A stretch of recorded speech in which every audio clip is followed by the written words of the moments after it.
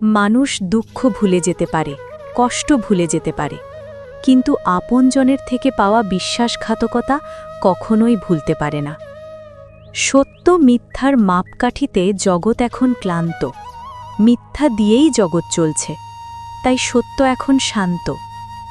সেই মায়ের সাথে কখনো উচ্চস্বরে কথা বলো না, যে মা তোমাকে কথা বলতে শিখিয়েছে। মানুষ কি অদ্ভুত, তাই না? আঘাত দিয়ে বলবে, ব্যথা পেয়েছ? কষ্ট দিয়ে বলবে, তুমি চুপ কেন? কাঁদিয়ে বলবে, কাঁদছ কেন? তর্ক যদি করতেই হয়, তাহলে জ্ঞানীর সাথে করো। জিততে না পারলেও কিছু শিখতে পারবে। মূর্খের সাথে তর্ক করার অর্থই হল নিজেকে মূর্খ হিসেবে গড়ে তোলা। ইচ্ছে ছিল না কাউকে ভালোবাসার, কিন্তু ভাগ্যে দুঃখ ছিল, তাই কারো মিথ্যা ভালোবাসায় নিজেকে জড়িয়ে ফেলেছিলাম। আমি ভাবতাম তুমি আমাকে ছাড়া ভালো থাকতে পারবে না।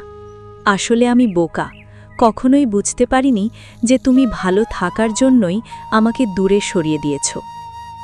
বুকের মধ্যে কষ্ট চেপে সব করা যায়, কিন্তু ঘুমানো যায় না। জীবনে দুই ধরনের মানুষের থেকে দূরে থাকো, ব্যস্ত মানুষ আর স্বার্থপর মানুষ। কারণ ব্যস্ত মানুষ নিজের ইচ্ছে মতো কথা বলবে, আর স্বার্থপর মানুষ নিজের দরকারে তোমার সাথে কথা বলবে।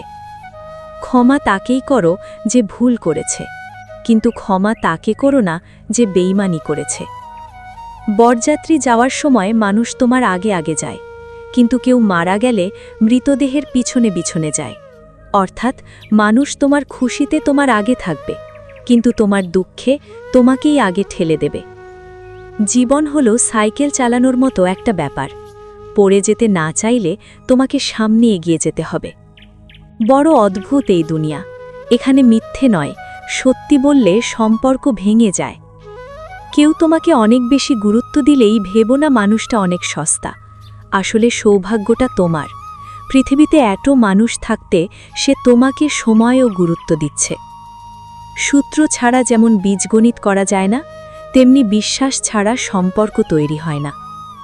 ভিডিওটি যদি আপনার মন ছুঁয়ে যায়, তবে অবশ্যই একটি লাইক করবেন এবং আপনার মূল্যবান মতামত কমেন্ট করে জানাবেন। প্রিয়জনদের সাথে ভিডিওটি শেয়ার করতে ভুলবেন না। এরকম আরও হৃদয়স্পর্শী এবং মোটিভেশনাল ভিডিও পেতে আব্দুল স্টুডিও চ্যানেলটি সাবস্ক্রাইব করে পাশে থাকা বেল আইকনটি প্রেস করে রাখুন। ধন্যবাদ। সুস্থ থাকবেন, ভালো থাকবেন।